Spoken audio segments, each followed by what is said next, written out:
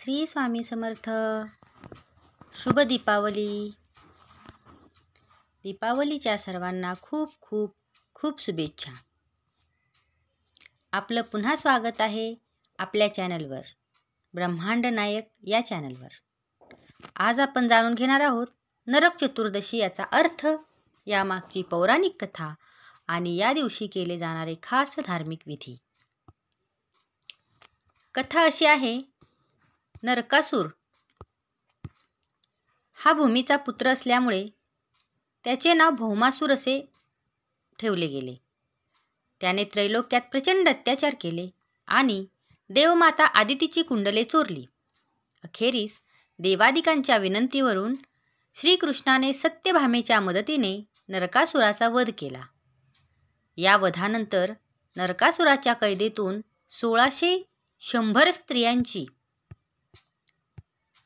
सुटका झाली.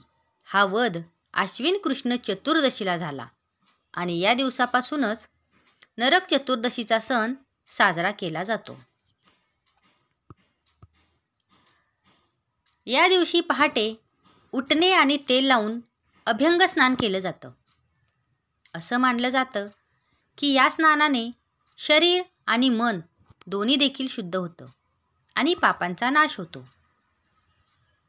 यानंतर घरामध्ये फराळ बनवला जातो. लाडू, चकली, करंजी, शेव आणि गोडधोड पदार्थांचा सुगंध घरभर दरवळतो. लोक एकमेकांना भेटतात, शुभेच्छा देतात आणि दिव्यांचा प्रकाशाचा सण सुरू होतो. नरक चतुर्दशी आपल्याला शिकवते की अहंकार, लोभ आणि अत्याचार यांचा शेवटी नाश होतोच. जसा श्रीकृष्णाने नरकासुराचा अंत केला, तसाच आपणही आपल्या मनातील अंधकार नष्ट करायला हवा. वाईट सवयी, राग, मत्सर आणि दुःख यांचा अंत करून आपलं जीवन प्रकाशमय बनवावं. तर मंडळी, ही होती नरक चतुर्दशीची पौराणिक कथा आणि त्यामागचं महत्त्व. तुम्हीही या दिवशी आपल्या घरात आनंद, प्रकाश आणि सकारात्मकता भरून टाका. सर्वांना नरक चतुर्दशीच्या खूप खूप खूप शुभेच्छा. शुभ दीपावली.